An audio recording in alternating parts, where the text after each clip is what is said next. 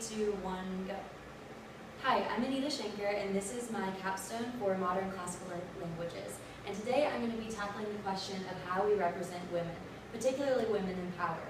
So for this project, I've picked 3 very powerful women who lived across time and across space. So we have Cleopatra VII, who was the last queen of Egypt for the Ptolemaic Dynasty. We have Anne Boleyn, who was the Queen of England in the mid-1500s. And we have Wu Zetian, who is not as known in the Western world, but she was the only empress of China, and she lived in the late 600s.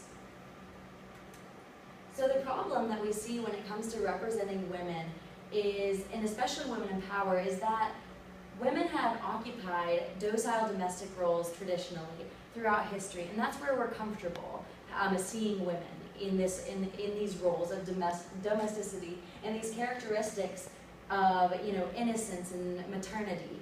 And so when they deviate from that, we're quick to draw judgment, and we're very interested by it. We're fascinated by it. And so that's why we make these TV shows about the Tudors. That's why we have X number of movies about Cleopatra, because it's fascinating that a woman would be in power and be able to hold it. But when it comes to representing them, we have trouble assigning these masculine characteristics associated with power, because power for a man is neutral. Another man in power, no big deal, it's another thing. And so these qualities that are typically associated with power, such as strategic, intelligent, and violence, and other characteristics that females typically have, such as sensuality and maternity, are not compatible. And we have a lot of difficulty representing these things. And so I started to analyze how exactly we do this and how we go about it. And the way that we go about it is by making women either morally dark and wicked, or very morally innocent. And there's only black and white, there's no gray zone for them. And which is really a shame, because these women are very gray. To rise to power, as we'll see, you have to do a lot of morally gray things, and you're not just innocent and you're not just wicked. And so we have here typically the bad girls. So in the modern portrayals of Cleopatra and Anne Boleyn, we see them as very hypersexualized. And we see them as, seducing their way to power, with Cleopatra seducing Julius Caesar to be able to depose her brother who's exiled her. And we see Anne Boleyn seducing Henry VIII away from his wife Catherine, and that's the way that they hold their power. And that's just our easy way of saying, we don't really know how women get in power, so let's throw some sexuality at them. Whereas, in fact, they got there by intelligence, which is, again, a typically masculine quality, and we feel uncomfortable letting women rise to power with just their intelligence and wits alone. Whereas Anne Boleyn was a very important reformer in the Protestant Reformation, and even brought those ideas to Henry's attention from her time in the humanist court of France. And for example, Cleopatra was a very capable ruler who learned most of the tribal languages of Egypt for diplomacy and to bring it back to its flourishing state after it had been in decline for some time. And Wu Zetian is an interesting case, because in the most modern portrayal of her in the Empress of China, she's seen as a good person, very innocent. She's innocent of all these crimes that she is accused of, when in most historical references to her, she's pretty wicked. And so this is the idea that I was getting at, that they're either one way or the other. There's no in between. And with Wu Zetian, she started as a concubine, and she rose her way, she ascended to being the wife of the emperor, and then she completely deposed him and became emperor herself, and then deified herself into being a living god. And you can't really do that without cracking a few heads. And so this idea that she was completely innocent is a bit preposterous, and honestly, it takes away the merit, a lot of the manipulation and strategic ideas that she had to do to get through the harem of the emperor at the time, which was rough business. And so let's go through sort of the recipe for, this incomplete woman that we tend to represent. And so we've already talked a little bit about seduction, and especially with Cleopatra. And the thing that we do is, again, we give them these seductive qualities to make them wicked. We pass this moral judgment on them. And then we exoticize them. So with Anne particularly, she was a member of the French court before she came to the English court, which the English did not like the French. They were too wild, too much debauchery, too much. And so when Anne came to the English court, they really, and when she started to rise to power, they were like, wow, she's too French. You know, she's too bold, she's too brash, she's too flirty. And so they othered her in that way. And the same thing with Cleopatra. When to the Romans, the Egyptians were just completely immoral, and you know they had all these gods that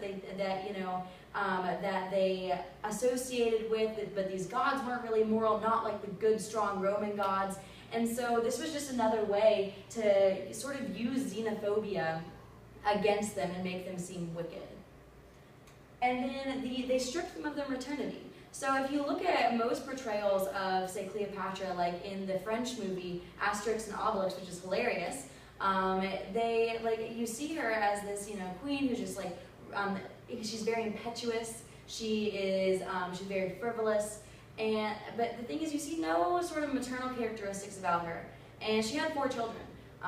There had to be something to her. Anne mothered one of the most influential people in English history, Elizabeth I, and we tend to ignore this.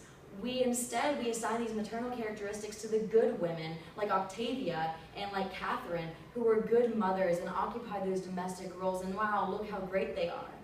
And when we're trying to make people like Wu Zetian seem very innocent, we emphasize what a good mother she is. We emphasize her maternity throughout the Empress of China and how she was trying to bring her family together. And so you may be thinking, okay, well, sure, but Anita, you've been harping a lot on how this affects women. What about men? You're saying that men in history are not subject to the same as women, and yeah, I'm arguing that no, they aren't. Because when you have powerful men, we have the tendency to be like, well, history is told by the winners, and so all the losers are going to be portrayed in this negative way.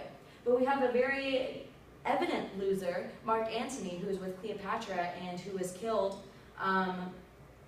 when Octavian came and invaded. But yet he's still seen as the victim of Cleopatra's influence. And even though he is immortalized as, you know, this alcoholic, this Dionysian lecher kind of, it's like, well, you know, he was still a great friend to Julius Caesar, and he was still a very capable Roman general. He's allowed to be gray in a way that these women aren't. And when we have people like Henry VIII, who was a winner in history in the sense that, you know, he moved on, he didn't die, you know, prematurely, he wasn't deposed of power, but he's a loser in the sense that now we disapprove of his frequent decapitations of his wives. He's still seen as gray. In the Tudors, he's this sort of anti-hero of, you know, he's struggling with the stress of power, and he's struggling with a lot of different things, and that's why he is the way he is. Even though he is mostly wicked, he also has this like element of good to him. And we just don't see that in the portrayals of their respective women, which is very sad. And so the thing is, there is hope. You know, that is the conclusion of my presentation, is that there is hope, because nowadays we start to recognize this.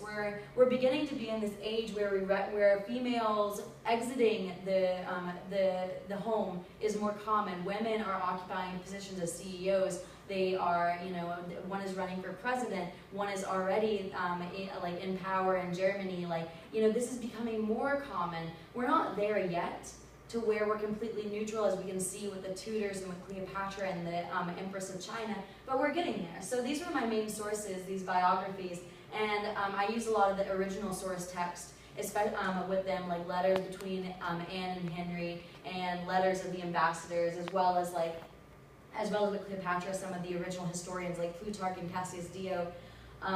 But these biographers seem to compile this in such a way that they look at, you know, who was trying to defame them, who was trying to support them, where is the middle ground, and trying to really paint them as gray.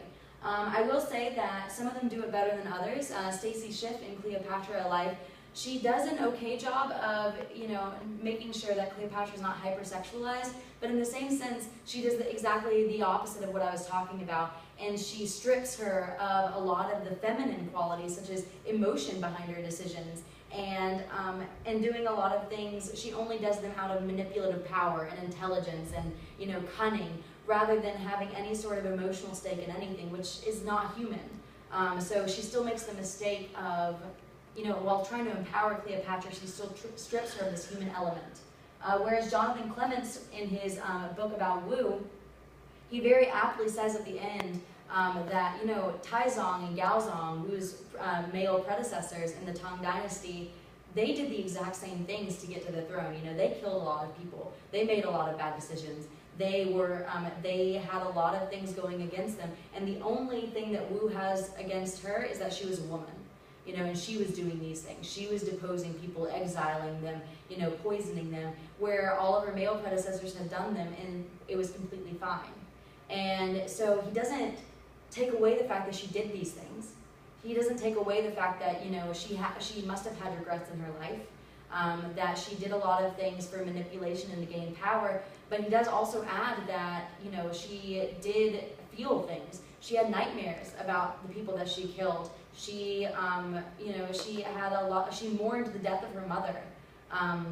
She was a capable ruler. And so he finds this great character within Wu, and so that gives me hope that in our more pop portrayals, like the Empress of China and the Tudors and such, we'll find these more great characters, because honestly, aren't great characters more interesting than just black and white? Thank you.